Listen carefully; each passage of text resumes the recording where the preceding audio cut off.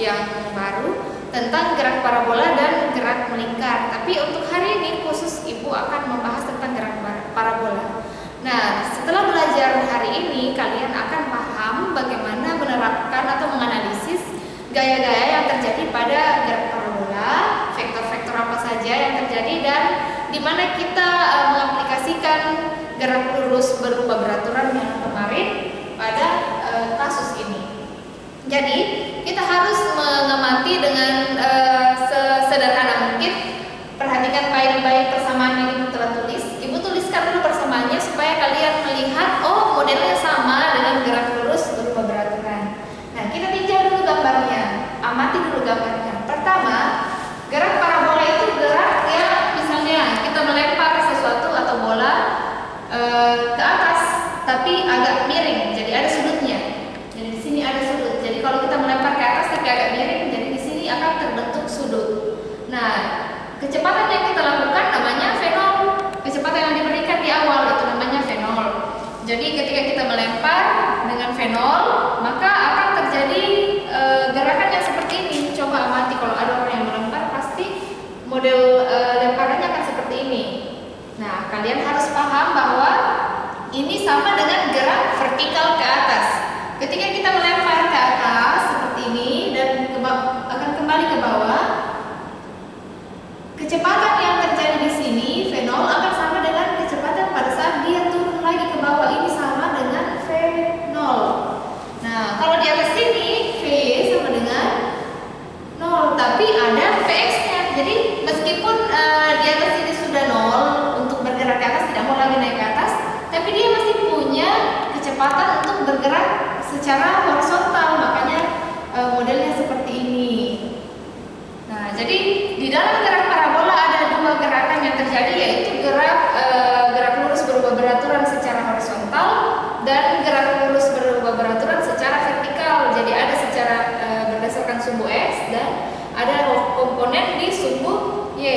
Ingat kembali rumus vektor. Kemarin kan Ibu ingatkan bahwa kalau misalnya kita melihat sebuah vektor, jadi amati ya, jangan lihat dulu yang ini, yang selebihnya. Kita amati yang kecilnya saja dulu. Jadi yang kecil ini modelnya seperti ini. Ibu pindahkan, tapi Ibu ganti simbolnya jadi A, misalnya vektor A, diproyeksi ke sumbu X namanya AX.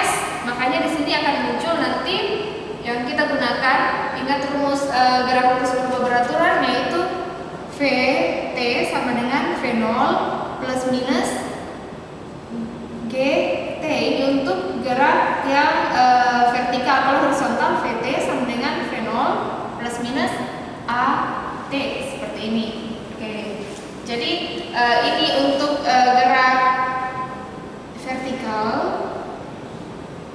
dan ini gerak horizontal. Vertikal itu sumbu Y dan ini sumbu X. Jadi amati baik-baik. Nah, sekarang kita perhatikan sumbu X. Di sumbu X, jadi dia bergerak secara sumbu X. Jangan dulu tulis semua komponen Y. Jadi kita amati di sumbu X saja. Jadi di sini VY, di sini VX, V0 X, ini V0 Y. Nah, di V0 Y, jadi Vx itu sama dengan V0 di sumbu X. Jadi dia diproyeksi jadi V0 cos X. Kenapa pakai cosinus X? Ingat persamaan vektor ini. Jadi dia turun ke bawah sini, diproyeksi terhadap X dan ada sudut.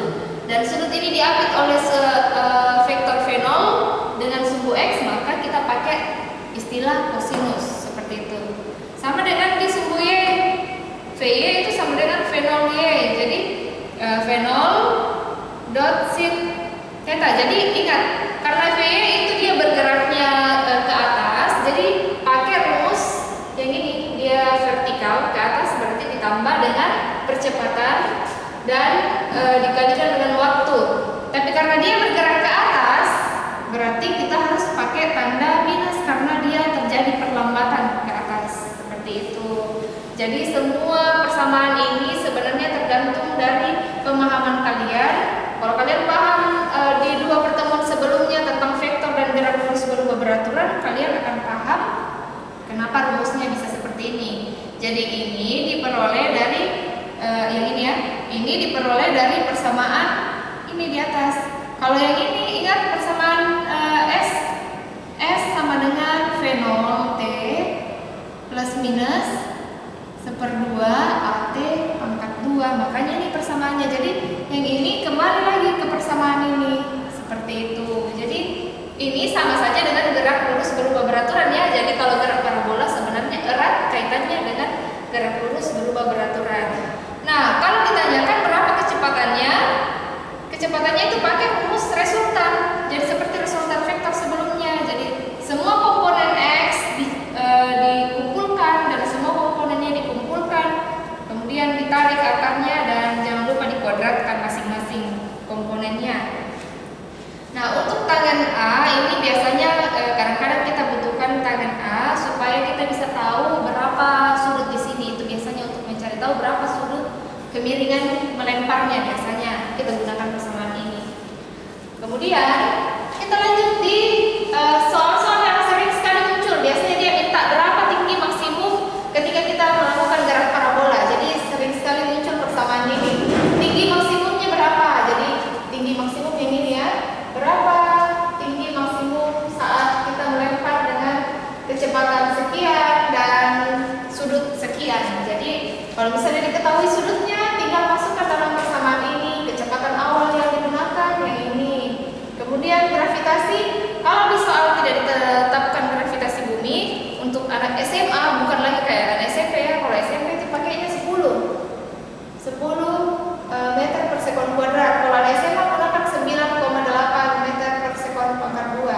G-nya ini ya, percepatan gravitasi bumi. Kalau lain beda. Jadi harus ingat persamaan ini nilainya. Untuk anak SMA nilai G-nya. Jadi biasanya di soal tidak dituliskan. Jadi kalau tidak dituliskan jangan bilang soalnya kurang lengkap, karena ini harus diingat. Nah, untuk mengetahui berapa waktu yang diperlukan untuk mencapai titik tertinggi, ini dia persamaannya. Bukan titik tertinggi, pokoknya titik di mana dia waktu tertentu. Jadi sampai waktu yang diperlukan untuk sampai di puncak sini atau di H maksimum. Jadi waktu yang dibutuhkan dari awal sampai di atas ini akan sama dengan waktu yang dibutuhkan dari B ke C. Jadi kalau dia lama waktunya misalnya 20 detik sampai di atas puncak, berarti dia akan membutuhkan waktu juga 20 detik sampai ke dasar kembali ke tanah. Nah, kalau misalnya dari tanah kembali ke tanah itu dia 20 detik, berarti untuk mencapai titik puncak dia hanya butuh 10 detik. Jadi dibagi 2 ya. Oke, ini dia persamaannya. Untuk T nilai maksimum boleh pakai rumus yang di atas, boleh juga pakai rumus yang ini, tergantung di soal dia ketahuinya apa. Jadi kalau di soal diketahui H maksimum, pakai rumus ini. Kalau di soal diketahui kecepatan awal, pakai rumus ini. Oke, mudah-mudahan kalian paham sedikit ya. Kalau misalnya materinya agak berat, boleh di pause dulu, nanti kalian pelajari lagi setelah refresh sedikit otaknya. Jadi boleh lihat yang hijau-hijau dulu, baru kita lanjut. Nah, setelah membahas tentang waktu untuk mencapai titik tertinggi, kita masuk ke persamaan untuk mengetahui H maksimum atau ketinggiannya. Berapa sih ketinggiannya dari bawah sini sampai ke ketinggian maksimum? Siapa yang punya lemparan paling tinggi? Biasanya yang seperti itu ya. Jadi untuk mengetahui berapa tinggi maksimum, kita gunakan persamaan ini atau persamaan ini. Boleh dua-duanya. Tapi yang jelas kalian harus kalau yang ini sama aja sebenarnya, ini cuma disederhanakan, ini lebih sederhana daripada ini. Jadi boleh dikerjakan yang dalam kurung dulu baru di pangkat 2. Kalau ini langsung di pangkat 2 masing-masing. Seperti itu. Jadi ini di pangkat 2 masing-masing. Jadi rumusnya boleh ingat satu saja. Ini opsional. Kalian lebih senang pakai rumus yang mana, di pangkat 2 dulu atau nanti selesai dioperasikan baru di pangkat 2 akhirnya, sama saja. Jadi pilih salah satunya yang ini. Silakan pilih salah satunya. Kalau yang di atas ini tergantung kebutuhan soal, seperti itu ya. Kalau yang di sini waktu untuk mencapai jarak terjauh. Nah, jarak terjauh itu yang ini loh. Jarak mulai dari awal sampai dia mendekati sasaran. Jadi kalau misalnya orang pakai musuh panah, kalau kalian pernah lihat orang tembak sesuatu pakai panah, biasanya dia tuh kasih naik sedikit sudutnya. Dia tidak, misalnya di sini ada sasaran,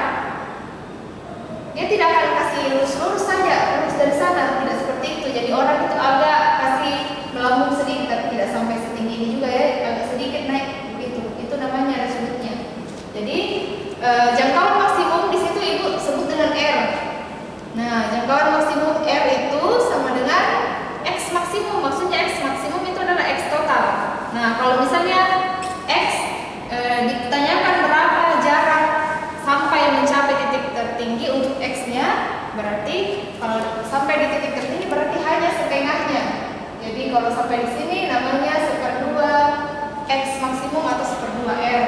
Tapi kalau kita ditanyakan sampai mencapai sasaran, berarti gunakan persamaan ini. X maksimum sama dengan V0/2 sin 2 theta. Perhatikan baik-baik ya, jangan sampai ini bertukar. Di sini pakai 2 theta, di sini pakai kuadrat theta. Dan di bawahnya di sini cuma G, tidak ada lagi dibagi 2. Ini sama dengan persamaan yang lalu, gerak jatuh bebas. VT sama dengan akar 2GH. Jadi kalau hanya ditanyakan berarti diputar-putar, akhirnya dapat persamaan seperti ini. Yang ini yang di sini dapat persamaan yang seperti ini. Jadi besar di sini ya.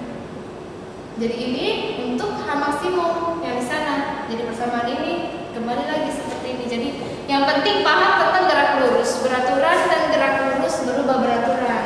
Untuk mengetahui berapa waktu yang diperlukan, maka gunakan persamaan ini.